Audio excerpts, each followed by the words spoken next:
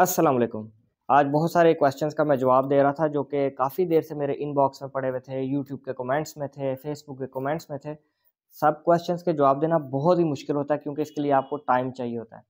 तो आज मैंने सीरीज़ का आगाज़ किया था तो मैंने कहा कि जवाब देना शुरू कर दें। तो एक बड़ा इंपॉर्टेंट क्वेश्चन किसी ने पूछा है और खातून हैं जिन्होंने पूछा है कि मेरे हस्बैंड ने मेरे ऊपर बाज़ू दावा किया, यानी कॉन्जुगल राइट्स का दावा किया हुआ है, जबकि मैंने खर्चे नानो नफ़का का अपने हस्बैंड के ऊपर दावा किया। यानी दोनों ने एक दूसरे के ऊपर दावे किए हुए हैं, फाइटिंग पोजीशन में आ चुके हैं, लिटिगेशन में आ चुके हैं, कोर्ट तक पहुंच चुके हैं। कॉन्जुगल राइट्स का मैं बता दूं कि जब एक बीवी हस्बैंड का घर छोड़ के चली जाती है तो हस्बैंड के पास राइट होता है कि अदालत से कहे कि मेरी वाइफ को कहें कि वापस आए, और अगर वो वापस नहीं आती तो कोर्ट उसे डिक्लेयर करे कि ये एक डिसओबीडियंट वाइफ और ये खर्चे की हकदार नहीं।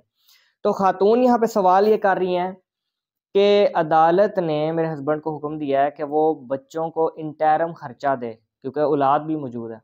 तो ये खर्चा मेरा हस्बैंड कब तक पे करने का पाबंद होगा?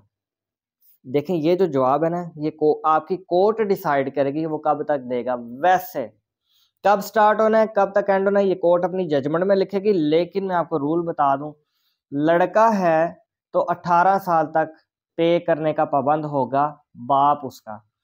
बाप पे करेगा अपने बेटे को खर्चा जब तक कि वो 18 साल का नहीं हो जाता, बालग नहीं हो जाता। बलूगत के बाद खर्चा देना बाप बंद कर देगा, कानून उसको पाबंद नहीं करेगा। दूसरी तरफ अगर औलाद में औरत है, बेटी है, लड़की है, फीमेल है, तो लड़की का जो खर्चा है वो बाप पाबंद होगा कब तक देने के लिए? जब तक के बच्ची की शादी नहीं हो जाती। और इवन जहेज में भी मदद करने का पाबंद होगा। ये जैसा ऑर्डर कर सकते हैं।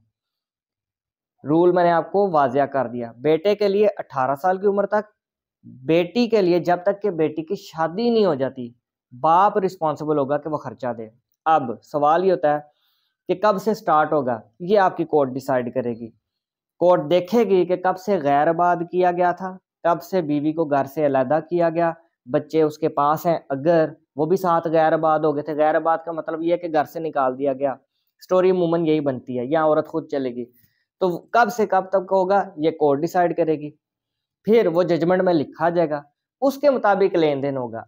अगर खर्चे में कोई चीज़ मिसिंग होगी, कोई खर्चा औरत समझती है कि ये ज़्यादा बनना चाहिए था कोर्ट के ऑर्डर के मुताबिक, कि कोर्ट ने कहा कि ये इन महीनों का बनता है, हस्बैंड ने बीच में थोड़ा कम दिया, तो at the end of the case execution के दौरान, इजरा के दौरान आप वो बकाया भी वसूल कर सकते हैं। परेशानी वाली कोई बात नहीं है, क्योंकि कल को आपने इजरा तो दायर करनी है। इजरा क्या होता है कि आपने जो डिग्री विन किया कोर्ट से, अब उस पर अमल भी करवाना है, उसको आप इजरा कहते हैं। एग्जीक्यूशन की एप्लीकेशन देना कोर्ट में कि फलां टाइम में आप कोर्ट ने मेरे हक में फैसला किया था, अब इस पे अमल भी करवा के दें, उसकी भी आपने एप्लीकेशन देनी होती है।